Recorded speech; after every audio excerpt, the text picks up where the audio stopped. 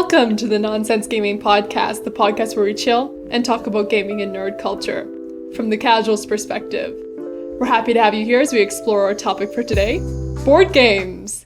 Tonight we have our returning guest. Everybody please welcome Graeme. Hello! I'm hoping you don't get sick of me. And as always, we've got our hosts. I'm Kitty. And I'm Roxy. Let me give you a rundown of what we have in store tonight. We will begin our discussion with a look at a new board game coming out soon. Then we will hop into an entrancing game of Whoa, Whoa, Whoa, Monopoly Edition. After, we will take a deep dive into the world of board games. Finally, we will close out the night by ranking our favorite games. Well, thanks again for coming back, Graeme, and doing this with us again. No problem. Glad to be here. Feels like just yesterday. And every day feels like just yesterday at this point. Absolutely. Yeah, that's true. All right, so this brand new fancy game coming out is actually from our well-known company, Riot Games. And so this one is called Tellstone King's Gambit. And so it's all about bluffing, strategy, and you recollect certain things from their world where their thing is based in Runeterra. So to win, you have to focus on the person you're playing against rather than the actual rules of the game. So basically, we got the setup, you got this ribbon, and you have a bunch of stones that you have. And you're basically trying to remember what stone is where in this line. So there's a couple of actions you can take as you're playing the game. You can do a place action, whereas you can point to a stone in the pool, which is not on your ribbon, and you put it on the ribbon anywhere you want in the certain sectioned off spots, basically in this sequence. The next action you can take is hide, whereas if a stone is on the ribbon, you can point to that face-up stone and then tell your opponent, flip it over. Then if you got two stones, you can say swap them. It doesn't matter if they're up or down. And then you got a peek action where you can be like, hey, I want to gain some information. I'm going to look at this one stone. Hopefully it's one that's upside down, but you do you. And then, then we get spicy here. We have this challenge, which is basically I tell my opponent, hey, this stone that's upside down, I challenge you to tell me what this one is. And then the player can either do so, and then, you're good, or you lose a point, I believe. Can you bluff? Like, in that moment, can you just lie? Or does it have to be accurate? Oh, I'm sure that you go back down and you would check it afterward. Okay. Yeah. When you're doing that reveal on there, you flip it up as part of the action on that. Mm-hmm. Yeah, and then regardless of whether it was right or wrong, it's always flipped. So it's just okay.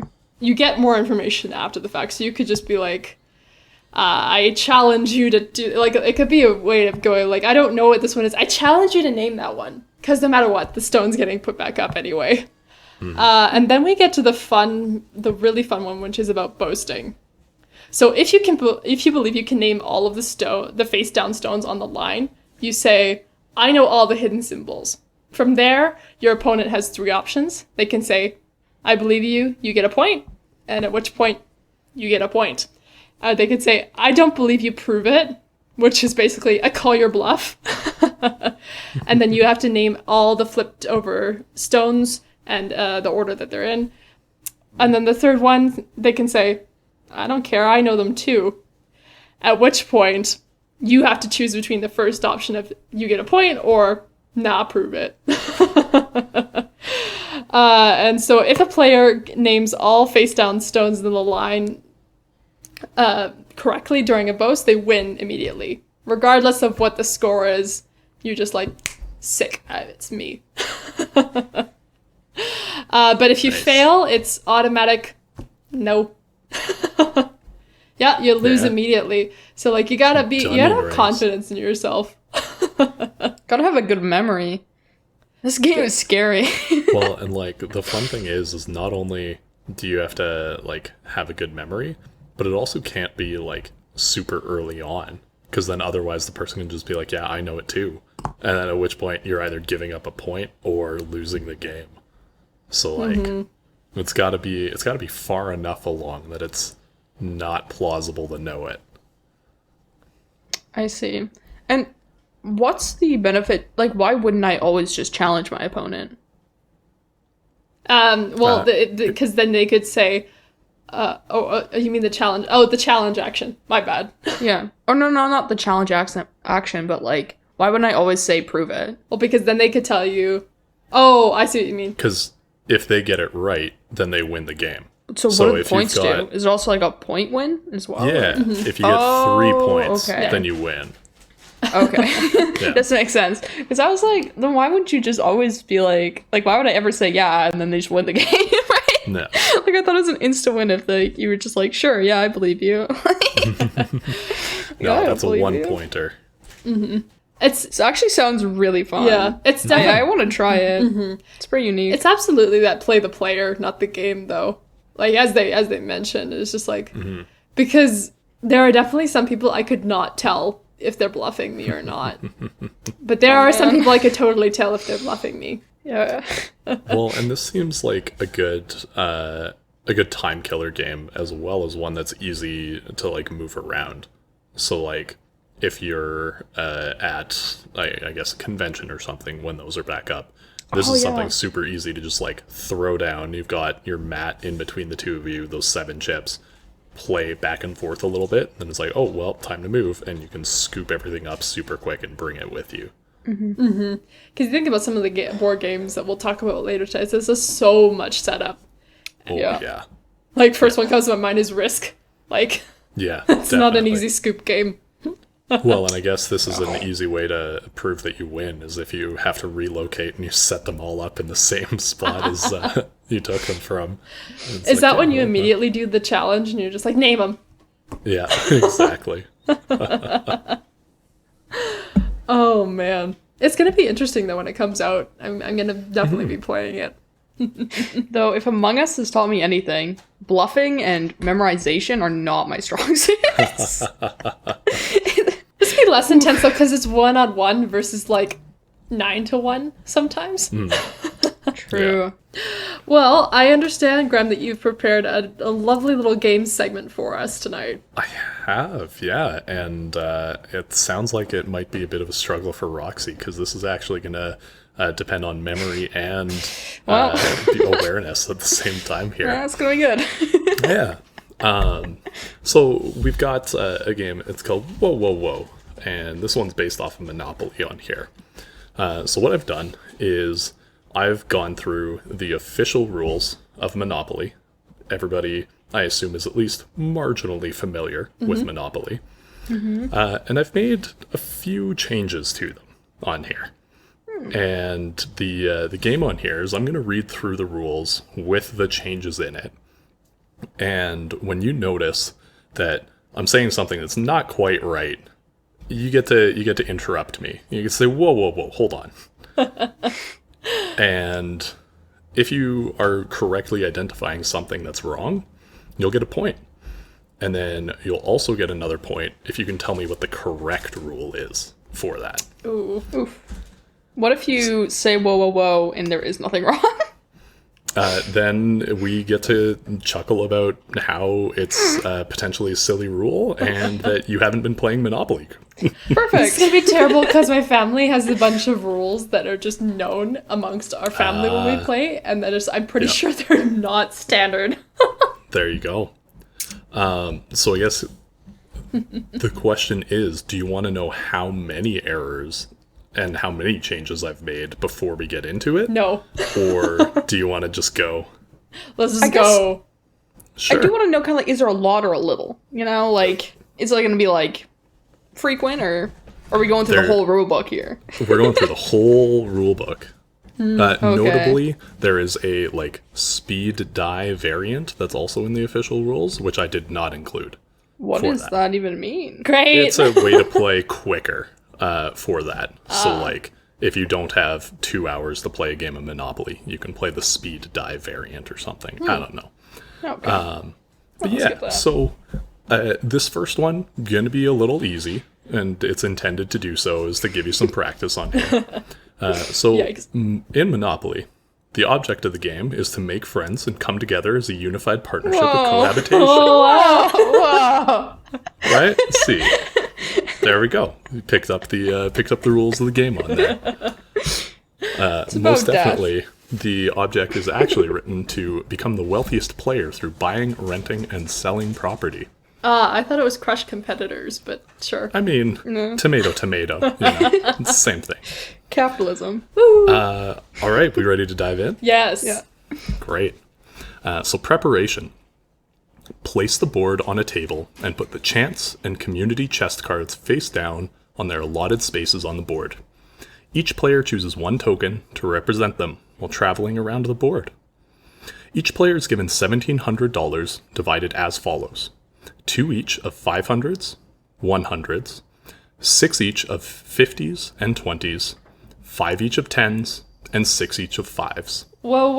All remaining money and other equipment goes to the bank. Stack the bank's money on edge in the compartments in the plastic banker's tray. I don't think that's the right amount of starting money. It seems a lot, right? Yeah. It seems too high, right? That's a whoa for me. But I didn't know. Yeah. I'm like, that seems like a lot of money, right? That is in fact the incorrect amount of money. And there's also one other little tidbit in that money, not just the amount that's wrong. It's definitely the there's allocation, isn't it? Because Yeah. it's 2,500 just doesn't seem right. 2 500s is correct. What? Yeah. No, oh my goodness. Notably, though, an omission from what I initially read is the $1 bills. Classic in Monopoly that nobody cares about. You actually get $1 bills with that. Well, Probably the beginning is the properties. correct? Yeah. So you actually do get 1,500. Okay. 2 500, 100, and 50s, 6 20s, and then 5 each of 10s, 5s, and 1s. That's where they get you. Indeed. All right. So moving along here, the banker. Select a banker as a player who will also make a good auctioneer. A banker who plays in the game must keep their personal funds separate from those of the bank. When more than 5 people play, the banker may elect to act only as the banker and auctioneer. Whoa. I'd never heard of that rule. That's weird. It seems like you could do that with less people as well, right? Yeah. Believe it or not, that is a legitimate rule. Oh my goodness. If you're playing with Wow. more than 5 people, the banker can just choose to be the banker. How does- They don't have to involve themselves in the game otherwise. How does the banker win? They don't. Oh. You just elect I not guess- to play the game. I mean, I guess technically with like the cards and stuff that are like, oh, pay like this amount of money or whatever, it could result in that. But I feel like you'd call it once there's one person left other than the banker. I suppose, yeah. Who knows? All right, the bank.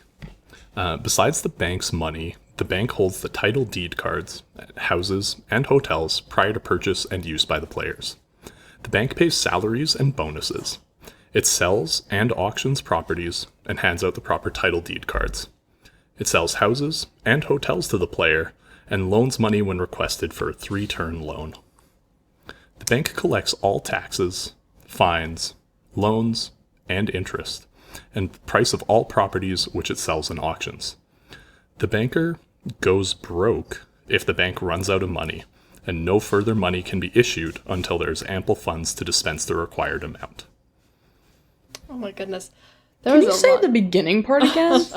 Like the salary thing? Yeah, Like, the what- salary thing got what's me. I a was like, salary? my eyebrows Is there were a just like, salary? what? But then I thought it was like the Go thing where you go around and you collect $200. Yeah, is that a Is salary? that your salary? That is what the game views as a salary on here. When you pass go and collect $200, that is your salary that you've got. That is indeed correct. Is it the there number of are turns two that you can things in that section for loan? the bank, though. Is it? Yeah. Yeah, that loan thing. That's Yeah. The bank does give out a loan, but it's only actually I shouldn't be giving points on here. Do you know when the bank gives out loans? No. When you flip the thing. You got the word? Flip the property? What's the word? The property?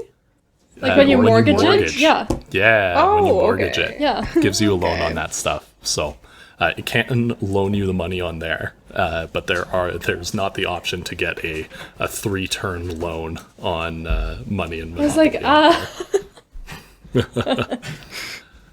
there's a second thing in there too. Wait. There is a second thing in there, yeah. This is rough. The rest sounded really, honestly, the only thing that threw me off was salary. I was like, the rest seems completely real to me. Yeah. Maybe it's the bank going broke would probably be another flag for me. But again, I don't think I've ever reached that scenario in Monopoly, so I don't know. But that whole thing of like, we can't have any more money until something happens. I don't remember exactly what was said, but that sounds fishy to me. The line is, if the bank runs out of money, no further money can be issued until there are ample funds to dispense the required amount. What does ample mean? In this Ample means enough. So like, if I go and I'm trying to get $200, I can't get $200 until the bank has $200 to pay me. It's just sus to me how flowery the wording is. Like ample? Like shouldn't you just say the bank has the correct amount of funds or like has enough? Well, I think that's Like, it just seems the like English ample way of is- saying that. Is a choice. Isn't it? I didn't know it was an English game, to be fair. No, not English as in the country. I meant like the language. Enough? I mean, I think I Notably, hear enough more than ample. To me, ample feels like... Sorry, go I ahead. am going to give you the point for that, though, because that is the part that's incorrect on Oh here. my goodness. Ha ha ha! It's, It was too flowery. yeah. Does anybody know what actually happens if the bank goes Oh bankrupt? god, no, I already admitted that's never happened The to me. game ends. Yeah. No, the banker just writes down on like a separate piece of paper how much it owes people. And then when they get the money, it's just, here you go. Now I've got it. Yeah. So, yeah, It's kind of yeah. like the bank in real life where like you don't actually need all of the money to be able to give people the money. I feel like that's definitely happened where we've gotten to a spot where we're like, there are no more $500 bills, but like, you really should get one. So like, we Yeah. just write one on a piece of paper and say, cool, here it Yeah. is. All right, so moving on. The play. Determine who the youngest player is and to begin, and the player will go first. Place your token on the corner marked go. Throw the dice and move your token in the direction of the arrow, the number of spaces indicated by the dice. After you've completed your play, turn passes to the left. The tokens remain on the spaces occupied and proceed from that point on the player's next turn. I'm gonna whoa, Two whoa, or whoa, more- the player order. I thought, and maybe this is just a rule that my family did, but you always roll dice to see who goes first. That's correct. Yeah, it is not the youngest person who goes first. It says, starting with the banker, each player in turn throws the dice, and whoever gets the highest total goes first. Oh, there we go. Yeah, got it. I was like, Okay, so the tokens remain on the spaces occupied and proceed from that point on the player's next turn. 2 or more tokens may rest on the same space at the same time. If you land on a space that is occupied by another token, you may engage in a private sale with that player. See selling property. What? No. I think you can always engage in private sales, right? Yeah, that's right. Okay. You don't have to be right beside each other. You can do it anytime That'd that be you kind want of fun, on there. though. Oh man, that would be such a struggle. Very different I'm game. trying to get to you. I'm trying. Wait. All right. I According to the space your token reaches, you may be entitled to buy real estate or other properties, or obliged to pay rent, pay taxes, draw a chance or community chest card, go to jail, etc. If you throw doubles, you may move your token as usual, the sum of the 2 dice, and are subject to any privileges or penalties pertaining to the space on which you land. Retaining the dice, throw again and move your token as before. This continues until the player doesn't throw doubles or they are forced to end their turn by being sent to jail. I No, thought that's that if not you right. roll doubles 3 times, you go to jail. Yeah. Yeah, look at you Yeah. go. That's that one I 3 knew. times, get immediately thrown to jail on there. Good job. Snake I eyes. was too lucky, man. All right, go. Each time a player's token lands on or passes over go, whether by throwing the dice or drawing a card, the banker pays them a $200 salary. Well, two- isn't it double if you land on go? Or is that just a family rule? That is indeed a family rule damn it. on there. All Yeah. right. Yeah, it is $200 all the time on there. The $200 is paid only once each turn, regardless of any other effects that the player may receive after passing go. However, if a player passing go on the throw lands 2 spaces beyond it on community chest, or 7 spaces beyond chance, and draws the advance to go card, they still land on the space. I'd say that again, and my brain just short-circuited. Totally. It was a lot. The $200 is paid only once each turn, regardless of any other effects that the player may receive after passing go.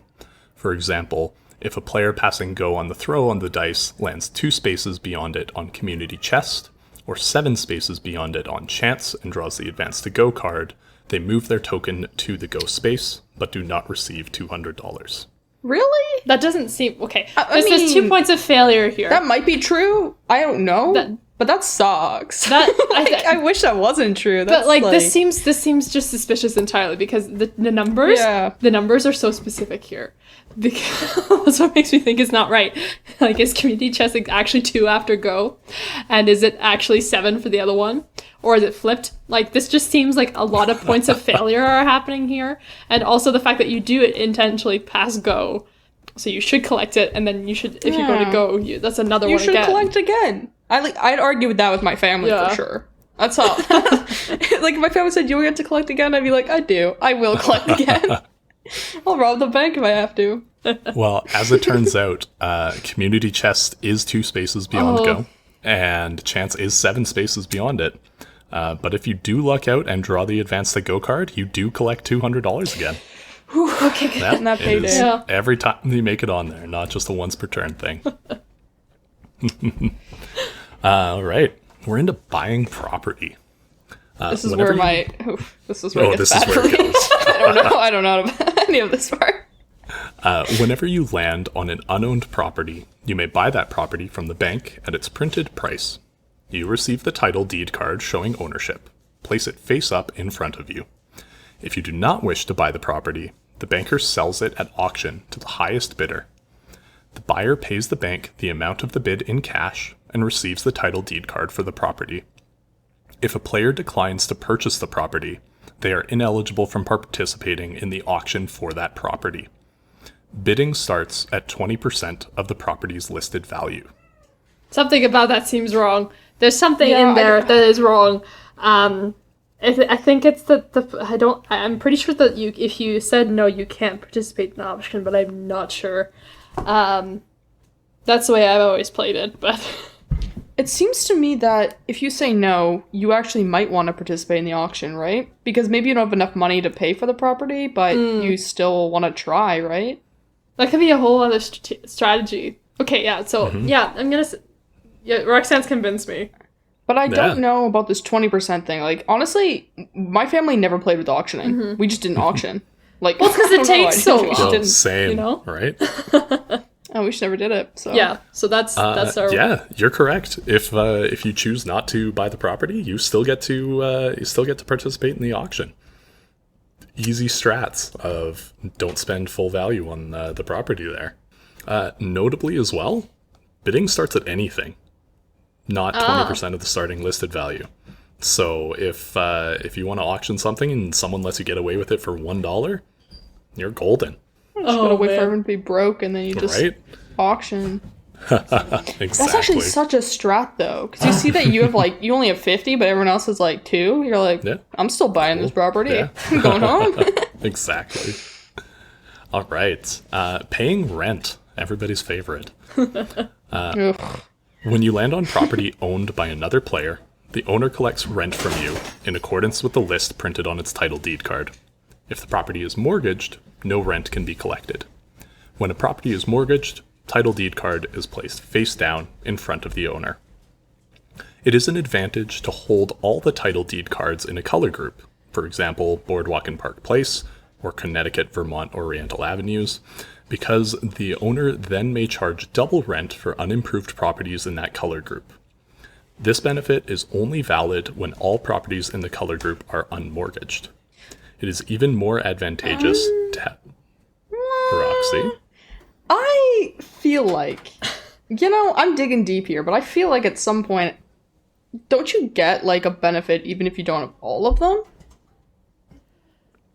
There is no benefit that you get without having all of the colors, or all of them in that color group. I'll also challenge, if you've mortgaged it, I think you still get the benefit. That's what I'll say. You do? Yeah. Really? What? Yeah, if you don't collect rent on it, so if somebody lands on the mortgaged property, you don't get that rent. But if they land on something that's unmortgaged, you still get to charge the double on there. Well picked out. There we go. Yeah, that was good. Good ears. It is even more advantageous to have houses or hotels placed on properties because rents are much higher than for unimproved properties. Rent must be paid before turn order can proceed. I mean, Chance and community chest. When you land on either of these spaces, take the top card from the deck, indicated, follow the instructions, and return the card face down to the bottom of the deck. The get out of jail free card is held until used and then returned to the bottom of the deck. If a player who draws it does not wish to use it, they may sell it at any time to the bank for $50. Really?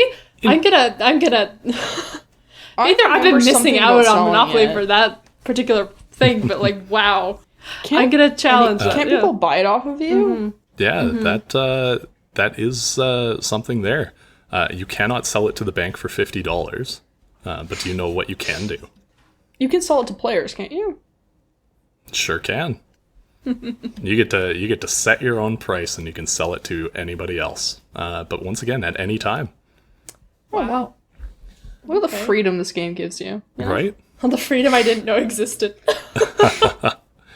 I am also gonna call attention to a missed issue that Wait, can I I think yeah, go ahead. Sure, you go guess for it. first, but I feel like... No, you take it, Roxy, because mine... No, you... Well, okay, Go. mine might be a semantic issue, but like you said, it's much higher with houses and castles, or not houses and hotels, and I mean, it is a formula that is calculated. If you have more than one house, it would be different. So the word much is just not doing it for me. Yeah. It does say it is even more advantageous to have houses or hotels because the rents are much higher than for unimproved properties. So That is in the book. my gripe is actually a bit earlier with Okay. rent must be paid before turn order. But what if you can't pay the rent? That seems like either a flaw in the rules, or it's a whoa. I'm going to give you a touch of a point on here because that take it. is something that's wrong with it. If you can't afford it, then you're either looking at mortgaging stuff to be able to pay it, or you declare bankruptcy on that. But what it does mention in the rule is the owner may not collect rent if they fail to ask for it before the next player rolls their dice. Oh, I remember that was a contentious point. If you're just like off having your own side conversation or something and someone lands on your property and next player goes, you missed out on money. Turn order's moving. I have totally had board flips on that. I've totally had this happen to me. Where it's Right? like, oh, you missed it, and I was like so enraged. Yeah. I was like, Yeah. Well, I've also done that where you race to grab the dice for the next person. Like, you'll have an alliance with the person in turn order. Like, you skip the middle person, you're just like, okay, grab it as fast as you can. That is so rough. All right, we're on to income tax here. ugh. So if you land too here, real. yeah, right. If you land on income tax, you have two options. You may estimate your tax at $200 and pay the bank, or you can pay 10% of your total worth to the bank. Your total worth is all your cash on hand and printed prices of mortgaged and unmortgaged properties. You must decide which option you will take before you add up your total worth.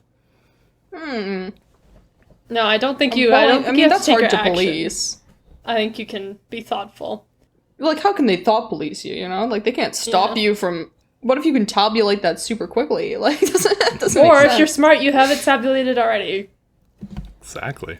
Well, that's a lot of effort. It does say you have to decide which option you will take before you add up your total worth. Monopoly. So, like, you can definitely, like, keep tabs on it on other people's turns and stuff. And then, presumably, you would have to prove it when it's actually your turn on there. But it is something that you make that option before you add it up. I feel like 200 is too low. I don't know, but I feel like it was like 350 or something. It is 200 or 10% on the square. Wow. Well, and this... And I know this because the amount of times that I have passed by Go and then landed on tax and said, just keep it, has been way too many. That's rough. One thing that did get missed is what is actually factored into your total worth on here. Your total worth also includes the prices of all buildings that you own. Oh, So any man. houses and hotels and stuff like that, they all get added into it as well. Yeah, you're paying that 200. Right? It's like, man, this is just too much. Unless you're super broke, it's like, oh, my total worth? Yeah. Perfect. I'll give you $1. All right. Jail. You land in jail when your token lands on the space marked go to jail, you draw a card marked go to jail, or you throw doubles 3 times in succession. When you're sent to jail, you can collect your $200 salary in that move, since regardless of where your token is. No, it's the board game literally says, go directly to jail, do not pass go, do not collect $200. That's correct. Yep. Oof, that hurts the most. Yeah. If you are not sent to jail, but in the ordinary course of play and land on that space, you are just visiting. You incur no penalty, and you move ahead in the usual manner on your next turn. You get out of jail by throwing doubles on any of your next 3 turns. If you've succeeded in doing this, you immediately move forward the number of spaces shown by your doubles throw. No, You continue play. Go ahead. no. I think there's a couple of ways this could be wrong. And I'm not sure if it's the 3-turn cap that's bugging me, or the fact that if you throw doubles, you don't move. Like, that was a thing. You just move to just visiting, and that's your turn. That is incorrect. How On many both times counts, you have that 3 had to- turns, Yeah. and you roll doubles, you get to move forward. I've never played this way. Yeah. Has anyone? But if you pay your way out, you don't move. Yeah, I just never move. Like, it's just like you Yeah. then, if you roll the thing, you're still kind of like lose a turn. Like, it sucks. All right. Well, let's keep talking about other ways that you can get out of jail. So 1, throwing doubles on any of your next 3 turns. If you succeed in doing this, you immediately move the number of spaces shown by your doubles throw. You continue play for having rolled doubles as per the play section. 2, using the get out of jail free card if you have it.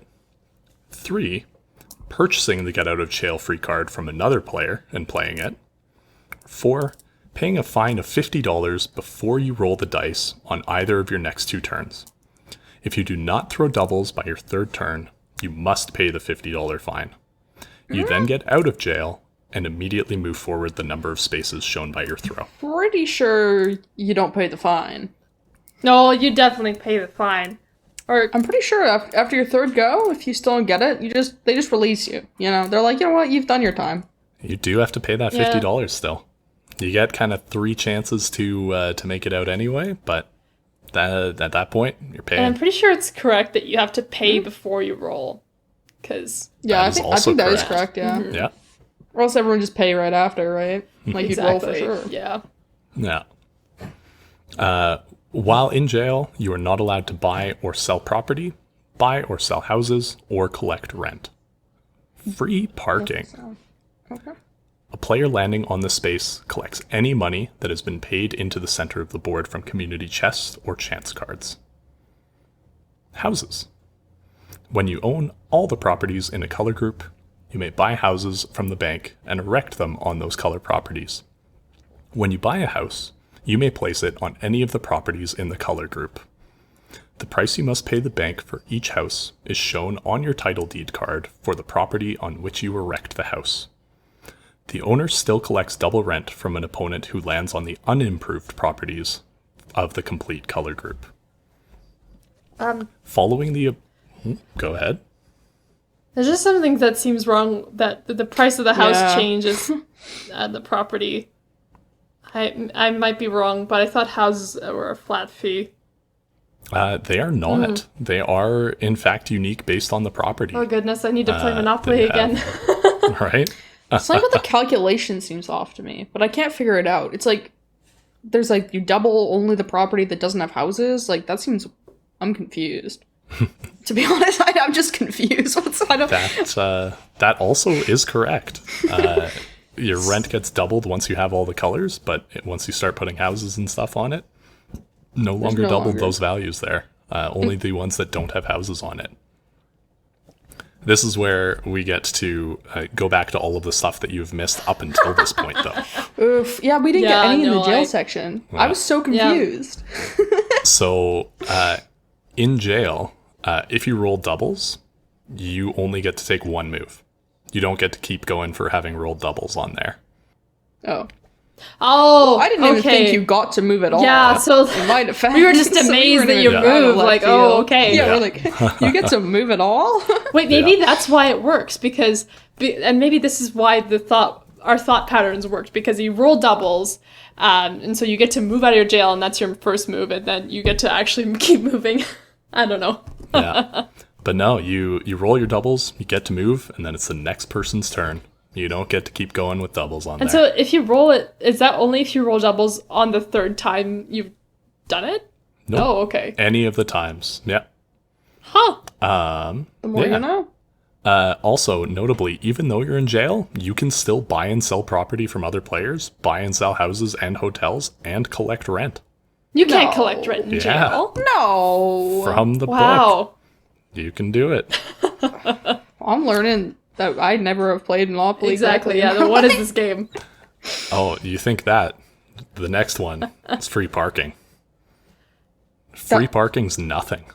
I had because I've totally heard about that, and that's like my family always did it because that's just makes it more fun. But it does make the game last longer because people get more money. But yeah, totally. And it's become a colloquial thing. But not official. The chance and community chest cards and stuff, they're all supposed to go to the bank. Free parking is just you get to exist there and there's no downside. Mm-hmm. Yeah. God, I wish I got that earlier. I think people made a real improvement. Getting free money is like the best part of the game. So right. Yeah. That's not capitalism. And then the final thing up to this point is that when you buy a house, you have to buy them in order. You have to buy 1, 1, 1, and then 2, 2, 2, and then 3, 3, 3. That always drove me crazy. You can't just put it on any. You can't put it on any of the houses on there or any of the properties. Mm-hmm. You gotta do it all evenly there. Oh yeah, I think I do vaguely. So you couldn't stack one property. It's coming back. It's coming back. Yeah. All right. Hotels. When a player has 4 houses on each property of a complete color group, they may buy a hotel from the bank and erect it on any property of the color group. They return the 4 houses from that property to the bank and pay the price for the hotel as shown on the title deed card. Only one hotel may be erected on any one property. No, that's not. You can have like infinite. Maybe not infinite, but like you can. I've definitely seen 2. I know that. That is incorrect. What? Oh my god. You can only have one hotel on any one property. My dad has been scamming me. Well, because the card only goes up to the hotel value, right? Like but you just add on the next thing. Turns out you gotta have some words with your dad here. There'd be moments where there'd be like 2 hotels, and I'd just be like, well, I guess I'll lose. I'm not getting out of jail. I'm learning a lot today. Yeah. There was actually nothing wrong in that section. Everything there was correct. All right, building shortages. When the bank has no houses to sell, houses may be indicated with other markers so long as they are clear and visible to all players. When houses become available again, replace the substitute markers. Selling property. Properties, railroads, and utilities may be sold to any player as a private transaction for any amount the owner can get. If a property is sold this way and has houses or hotels on it, these are transferred as well. You can't sell the houses and the hotels. That is correct. Any property that you want to sell has to actually be unimproved. So you have to sell all of the houses and hotels on it before selling the actual property. Hey, Roxy, slay it. Good catch. Just a gut feeling. Houses and hotels may be sold back to the bank at any time for 1/2 the price paid for them. Similar idea. Similar to purchasing. That could be false. I don't know. Similar to purchasing, houses and hotels may be sold back in any combination the player chooses. Hotels on one color Wait, group hold on. may be sold at once. Yeah, that seems fishy. Yeah, Because any before we were talking combination about they how it choose. also... Like, that would be What? such a weird thing to do, because then you just build everything up.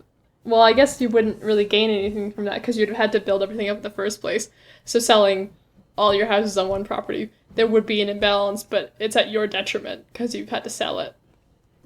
That is correct. You have to sell them all one by one in the reverse order of which they were erected. Okay. Yeah. Good to know. All right. Mortgages. Unimproved properties can be mortgaged through the bank at any time. Before an improved property can be mortgaged, all the buildings on all the properties of its color group must be sold back to the bank at half price. The mortgage value is printed on each title deed card. A mortgaged property only costs half the rent of the value noted on the card when a player lands on it. I don't think you get anything. That's right. You don't get anything if it's mortgaged. It's the sweet freedom. In order to lift the mortgage, the owner must pay the bank the amount of the mortgage plus 10% interest. When all the properties of a color group are no longer mortgaged, the owner may begin to buy back houses at full price. The player who... This 10% thing seems fishy. I don't think anyone's calculating 10% of things. I mean, honestly, I could be completely wrong here, but I think there's just like a printed thing you have to pay back, right? Like you just have to pay back the same thing. It does sound fishy. It is correct. Also, the calculated number You have to is- pay. You have to pay the 10% above what is listed on the card. Gosh, I can say we never did that. Yeah. Neither have I. Right? Getting out a calculator next time I This has play. been a learning experience for me too. So the player who mortgages property retains possession of it, and no other player may secure it by lifting the mortgage from the bank. However, the owner may sell this mortgaged property to another player at any agreed price. If you are the new owner, you may lift the mortgage at once if you wish by paying off the mortgage at the listed rate with no interest charges. If the mortgage... I think you have to wait till your turn. No, you can do it at any time. At once? Never? No. Okay. If the mortgage is not lifted at once, you must pay the bank 10% interest when you buy the property, and if you lift the mortgage later, you must pay the bank an additional 10% interest as well as the amount of the mortgage. Sorry, Bankruptcy. wasn't that the same thing just said twice? No. If you don't lift it at once, you have to pay the bank 10% interest when you buy the mortgaged property. Okay. And then when you go to lift the mortgage, you also have to pay the 10% on that. I've got nothing to lose, so I'm gonna say that's not right, but I don't know if what the right answer would be. That is correct. Hey. Is that you do if you don't want to lift the mortgage right away, you have to pay 10% interest and then you have to pay it again. Wow. Okay. So like, it's a 10%, and then you, after calculating that, you take a 10% of that. No, you pay so like if it's $75 as the Yeah. mortgage value, when you buy it from the other person, you got to pay the 10% of it, so $7.50. to the bank. And then when you go to lift the mortgage, you have to pay the 75 plus 10% on that. Wait, what? So when you buy Yeah. it off of the player, you pay them an extra 10%? You pay the bank the 10%. See, that's why you have to be the banker and play with more than 5 people. Then you just, Yeah. you're set. Notably, all of that is correct, as bizarre as Wow. it seems. I- But what is wrong is that when you lift it right away, you still have to pay that 10% that you would normally if it was like your mortgage. Here's me thinking it's incentive to actually buy something you can work with. But like, Right? okay. Yeah. All right, we're right near the end here. Bankruptcy. If you are declared bankrupt, if you owe more than you can pay to another player or to the bank.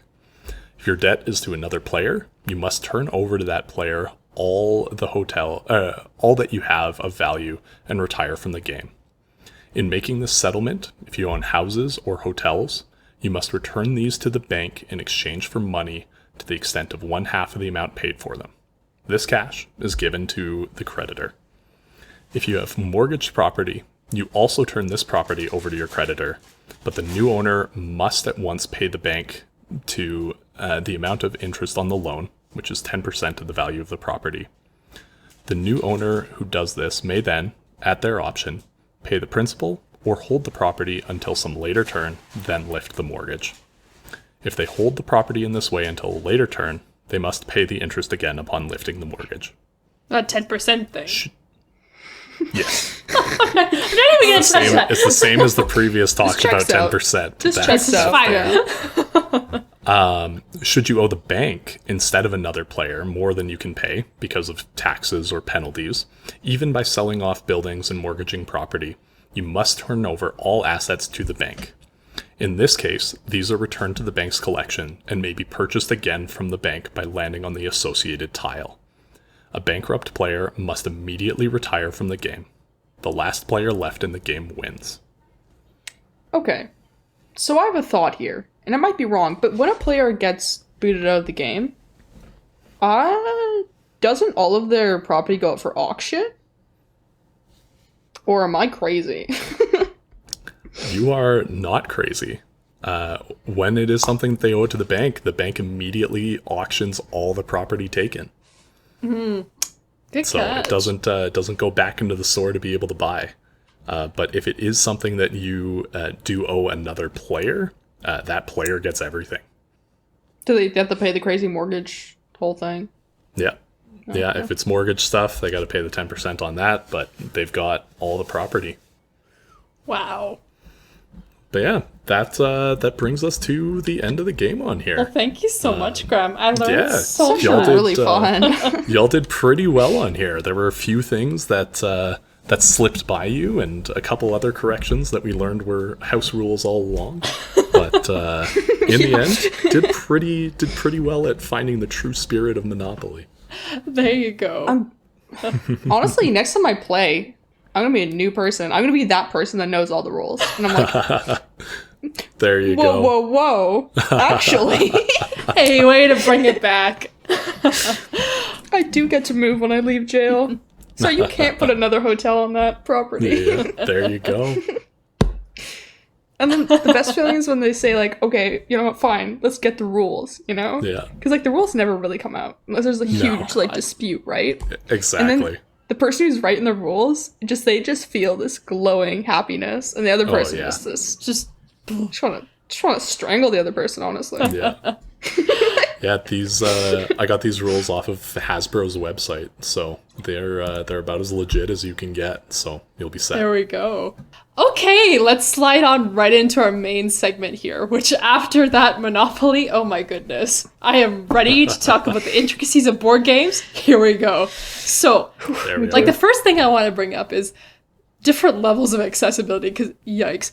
Even with Monopoly, like, I've just never played the game apparently because I remember playing Monopoly as a child and they're like, okay, we're gonna play with like $5 and like the very low increments because you're just learning math at that point and it's just like, oh god, what do I do? But then you look at some other games and they're just so incredibly complex. Oh, Yeah. yeah. 100%. Like, There's this one game, I think it's called Scythe. My sister plays it. It looks crazy. I don't know how they learned all the rules, to be honest. Dedication. Like, it's one of those things that, like, if you find a game that looks cool enough and, like, seems like it's promising, then you go through a couple, like, head hitting the wall moments until you finally get it. And then you get that rush of, like, oh my gosh, it all makes sense. Everything's falling into place. And, like, now you've got a great game that you can play with other people. Yeah, I find that with board games, it's usually a lot easier to learn if someone already knows how to play. Reading the rules, sometimes it doesn't translate the best. Yeah.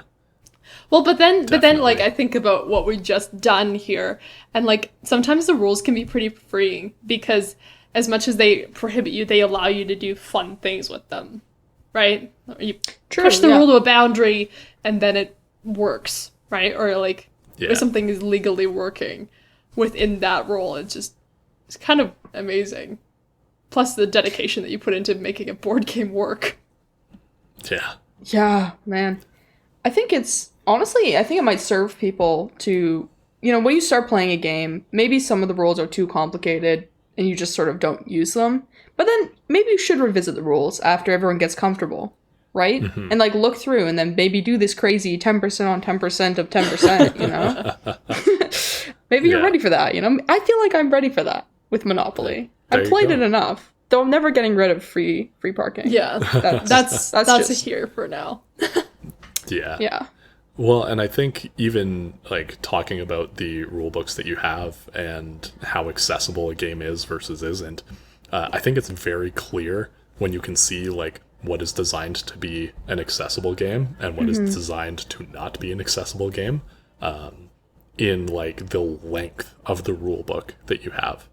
Yeah. Like, I feel like I remember growing up, I want to say it was like Mousetrap or something. Oh my gosh. And the rule book was like a sheet of paper that had a front and a back at the time. Like, I don't know if they've adjusted things since I played it, but it's like, cool, it is 2 pages and that's all I need. And I can play Mousetrap on here. And I mean, there was like a longer instruction book for how to actually assemble the board with, like, how many different pieces there were and stuff, right? But I mean, now, like, one of the board games that I've enjoyed most recently here, is one that's called Arkham Horror, and I got introduced to it and I was immediately overwhelmed and got to play with some excellent people who did know the game, and then, like, taking a look, I'm like, okay, this is starting to make sense. Like, I'm getting this here. But I just checked earlier today, and that rule book is like 24, 25 pages long of all things to do. And it's like, oh, yes, this is a very complex game to have. No kidding. Yeah. It's so weird to see, like, how expansive the board game genre itself is. Because, like, there's just so many different types of games. Like, I'm pulling up I have a Wikipedia page up here, and there's a whole bunch of different ones. There's race games, there's cooperative games, auction games, and then, like, you got chess variants and fantasy games. And then Yeah. you got one of my favorites, which is, like, the Mancala games, which, like, is What is that? such a simple game.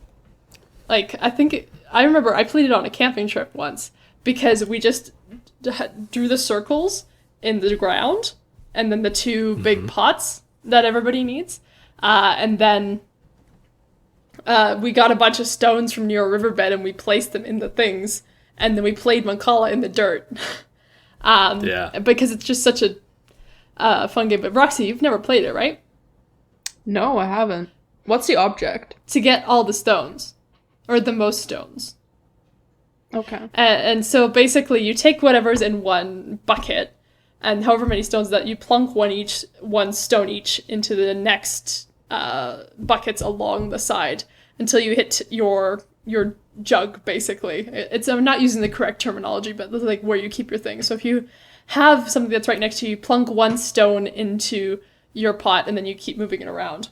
And then I can't remember. There are some rules that if you place a stone in an empty pot, something happens, and a few other things that I would have to look at the rules to understand.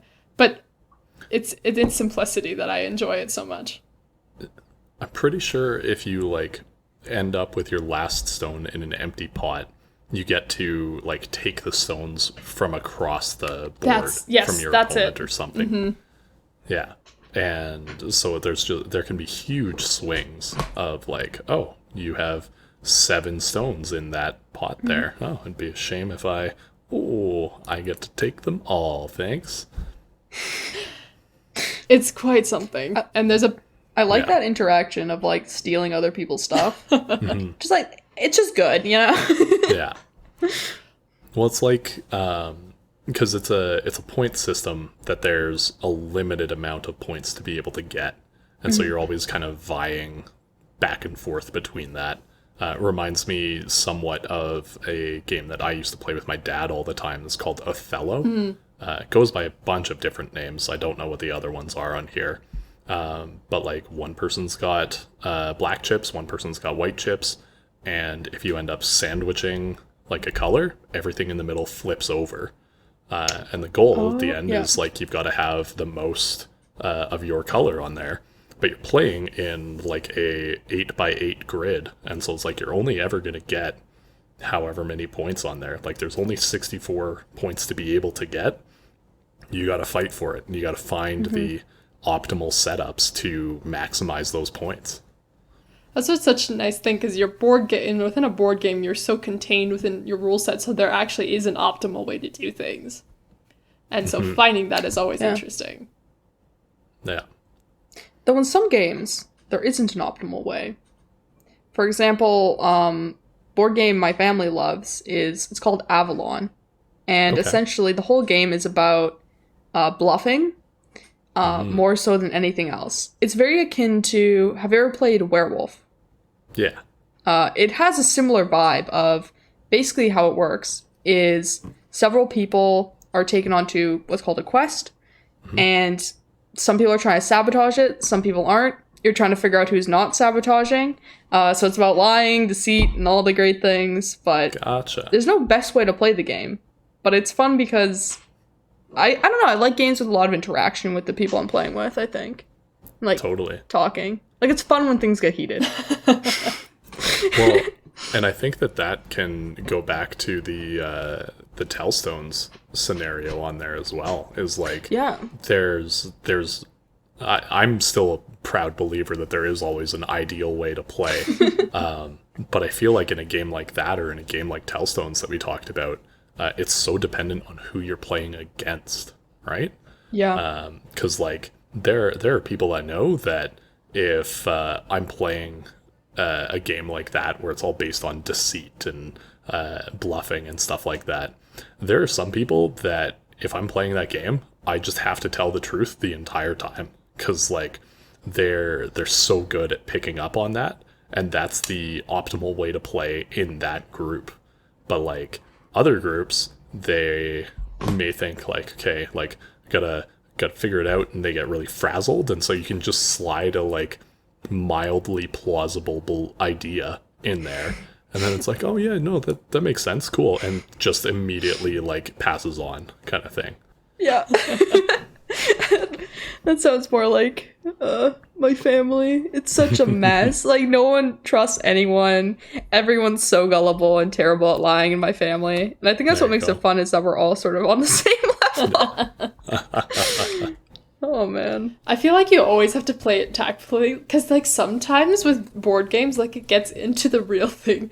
And with, especially with family, like you have to be careful, like, oh God, if I steal this from, you know, my sister, I'm gonna be hearing about it for a month here. So like there's almost 2 levels of politics that you're playing. You're playing the politics of the game, but like also your real life right there. That's true, actually. The amount of arguments my family has gotten into for board games is crazy. One that hits my family hard is Scrabble. Like, what constitutes a good, a legitimate word? Like, pronouns and, like, proper nouns and all of the things that you can now look up with your phone. Like, we've gotten to the point where we're like, okay, we can't ask Google, like, because we have a Google Home, like, what the definition of this word means, because sometimes they'll use different sites that aren't, like, Merriam-Webster or Oxford. So it got to the point, I think, one night where we had just one dictionary upstairs, and we're like, cool, we're going to bring this down, poof, on the table. Yeah. And it's like, this is the dictionary we're using. I don't care if it's not in here. There's a card game that I play with my family that's a very similar kind of basis of, like, getting letters and making words and stuff. Uses a special deck and everything, but in the rules it's like, before you start, establish a dictionary. This is a dictionary that will be used to check anything. That's and good. Like, you can only use it when it's not your turn. So if someone's like, cool, I'm done, you have to close the dictionary, set it down, and then, like, go about your turn kind of thing. Like, you can't sit there with it open and deliberating over stuff. Oh, that's a good thing to have in the rule book. I think that's fair. You got to think of that's one developer who just knew that and was like, we got to put this in. Like, like, this is going to be a problem. Like, they probably had a fight over a Scrabble table, and they're like, no, my game will not have the same flaw. There you go. With that, though. Yeah, I was just about to ask, like, what some of the first board games that, like, you remember playing were. The one I played all the time when I was a kid, I'm gonna butcher the pronunciation, but it's called Mish Agadiknik, I think. It's German. Okay. And basically, I think it translates to "don't get mad." And it is basically trouble. Okay. It is basically trouble. So when you land on another person's piece, you essentially send them back to, like, the start. Ah, gotcha. And that's why it's called Don't Get Mad, because it's an infuriating game. But that was the game that, like, I played so much as a kid with my sisters and my grandma. So nice. Yeah, in terms of board games, I don't know. Both of my family was always very, you will learn how to do math in your head, and this is how we're going to teach you. So all of the things, like, it starts with, like, you're rolling 2 dice, and they're like, cool, what does this say? And you learn basic addition, and, like, money transferring was a huge thing. So Monopoly was one of my first games. Clearly, because apparently now I can't say I've ever played Monopoly, but the variant that I played was, like, the thing I grew up on. What about you, Graeme? Yeah, my classic was checkers. Like, it was one of the first games that I got introduced to, and it's one of my favorite games to play to this day, and kind of see, like, how I've approached the game differently compared to just like, ooh, I can move everything forward. This is great, kind of thing. And, like, it's so simple. I feel like, again, this is one of those things that it's like, you have a half a page of paper, and these are the rules for it. Cool. Good talk. I've actually never played checkers. No. I was going to say the same. I know the rules, but I have never played a game. Oh, I don't know the rules, but I know you jump over pieces. That I do know, but like, I think that's a one thing that you see is, like, you either started playing checkers and you know checkers really well, or you play chess. Yeah. Yeah. And, like, if you didn't play checkers growing up as a kid, there is, like, almost no reason to get into it, because it's such a simple game. Like, there's no motivation, no drive to it, because it's just like, oh, this is a small one, or I can do checkers plus, which is chess on here, and now you've got different things that do different stuff, right? Oh, chess. What a beautiful game. Okay, I have a question for you guys, because I feel like in general, I mean, there's obviously outliers, like bluffing game I said is kind of an outlier, but I think in general there's a lot of either luck-based or skill-based or a combination of the two. How do you guys usually gravitate to more, like, skill-based games, luck-based, or do you like a good combo? Well, I'm a big fan of luck-based games, and, like, if only for the I'm going to take the least likely, like, the lowest chance of success, highest reward option, and that's what I'm going to throw all my eggs into. Like, playing Monopoly, I always go for Boardwalk Park Place. Like, that's it. Like, that's the big be-all, end-all of that. And I just load it up. I'm like, cool. Either someone's going to land on here and they're going to lose, or I'm going to land on everything else and I'm going to lose. I would say I'm kind of the same way. I would love to be good at the more skill-based games like Risk and like actual well, just a lot more thinking. But oftentimes when I'm playing board games, it's more of a chill state of being. And so I'm not in that strategic mind so much. And so having that fallback on luck has always been something I enjoy. But I've also never finished a game of Risk. I'll be perfectly honest. We got some games to play, I can tell you that. I love Risk. I have a knack for Risk. I think Risk is, I want to say it's more luck than skill, but I might be wrong there. Also, I've never played Risk at a high level, so let's be honest. But I just somehow I get in this luck zone with Risk. Like I'm not super. Actually, I'm superstitious. And Yeah, you are. it's kind of not, but like logically, I know it's ridiculous. But I am so superstitious, and I think that like if I just keep in like the same headspace while I roll the dice, while I was like rolling well, I'll just continue on that trend, and it works. So I don't know. But Risk is my game in a way. Cannot say the same. So I'm curious, what is everybody's favorite like board game story or experience they've had while playing? Because we talk a lot about video games here, but to be honest, board games, at least for me, were a pretty big part of my life. So I'm curious what y'all have to say. This is a tough one because like there's a lot of good moments to have had. I'd probably say like one of my fondest memories of just like playing board games on there is actually going to be in direct opposition of what you just said, Kitty. But in grade 6, our teacher actually ran Risk tournaments with the class. Mm-hmm. And so, like, we all got to pick our own teams, and there'd be, like, once teaching was done and it was, like, time for work or stuff like that, whoever's turn it was could, like, go up and look at the board and, like, discuss among themselves and make decisions on who they'd want to attack and stuff. And then you'd, like, call people up and you'd do your dice rolling and move on. And then whoever was the winning team got, like, little like $5 toy prizes or something like that. That's so fun. Yeah, it was wicked, and this may be a bit of like confirmation bias as to how good it was because my team won 4 out of the 5 tournaments that we had over the year. That's what we like to see. Right? But like at the same time, it was so fun to be able to have like to go to school and be like, oh, this is the time. Like we're planning to move out of Australia and like start spreading out and like conquering more territory kind of thing, or just like the thought and the camaraderie that like we had with our team on there, and then of course like feeling successful, always a great mark on that. Honestly, that sounds so fun.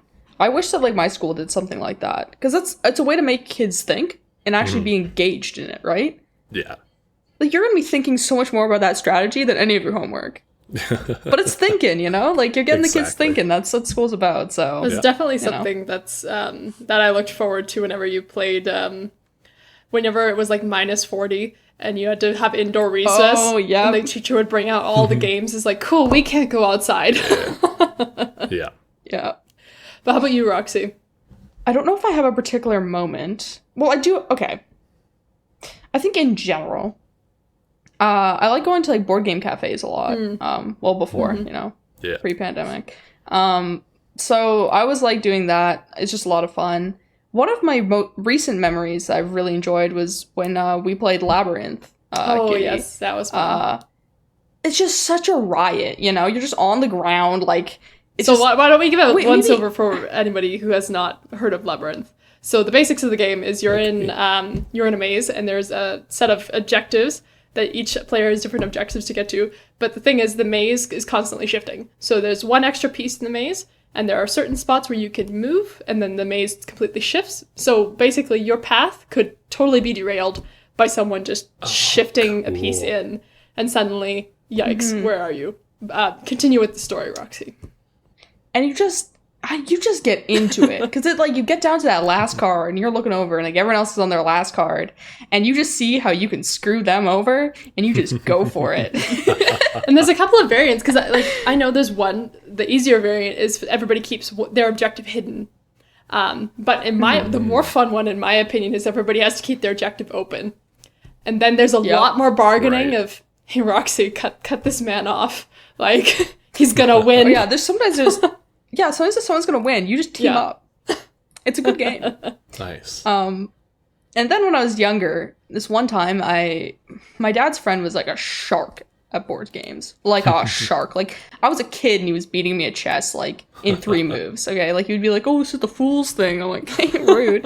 Anyway, so a shark, at board games. But this one time we played Monopoly.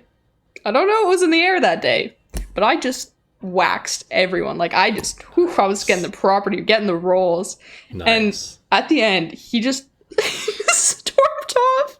And, like, it's so bad because it's like, I'm literally a kid, right? But I felt so proud. I don't know. I think that says something about me, but yeah, that's one of my highlights. This is like a revenge plot come to fruition. Like, well, it's just like we would always lose, okay? So it felt good to win one, you know? Fair enough. Yeah, mine was definitely not as triumphant as I think either of your stories, but it was just this one time I was playing Payday. And for anybody who hasn't done this, you go through a month, and at the end, you have to pay bills. And certain things come up during the days that basically influence the amount of money you have, whether it's getting mail or getting bills. And then there's this one day that happens each month, which I couldn't even imagine, is daylight savings time. So if you land on daylight savings time, everybody moves back a square. And it got to the point where I landed on daylight savings time. And then right behind daylight savings time is also a city election. So everybody has to put money in, and like basically it's a whole rigmarole. You have to do a bunch of rolling to see who gets the money from the election. But I kept getting ones. And so I would roll daylight savings, push us back to election. We run the election. Meanwhile, all the other players are like racking up a bunch of bills because they keep landing on mail and getting bills in the mail. And it was just, we just stayed in the month for about like a solid 5 of my turns. And it was like, oh, wow. All right, somebody take the dice away from Caitlin. She doesn't get to move. She can stick in whatever month we're playing. We're done. Nice. That's funny. I like that. It's just like we're just stuck. We're just constantly in an election season and everybody's losing sleep because of daylight savings. I also love the idea of daylight savings taking us back a full day. Yeah. I like that. That would be so weird. I would not be down. Could you imagine losing so a day when you spring forward, though? Well, but gaining a day? Come on. No. When you gain that hour is the sweetest thing in the world. You look at the time, you're like, oh, it's 1. I should probably go to bed. And then you look at the time in an hour and you're like, it's still 1. I don't need to go to bed. I'm the opposite. I wake up the next morning and I'm like, how am I up so early? Well, should we move into our rankings? Because we got some pretty sick board games over here. And I'm curious to hear what everybody's got to say about them. I think so.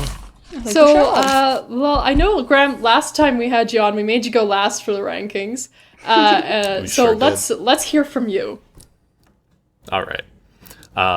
So I rated these on like the ones that I have enjoyed playing the most. And then I have some at the end that honestly are like I either haven't played them or like it's been a time since I've played them on here.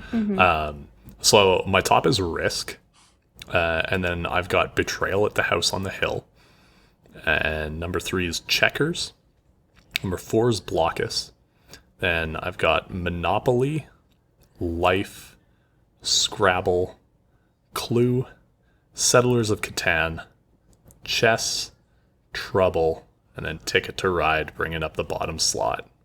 Okay. Roxy, take it next. Yeah. Solid. All right, number 1, chess. King of board games. Number 2, Blockus. I just played that so much as a kid. Number 3, Clue. I haven't played Clue a lot, but it's always a lot of fun. It's just like really unique. 4, Ticket to Ride, family classic. 5, Monopoly. 6, Scrabble.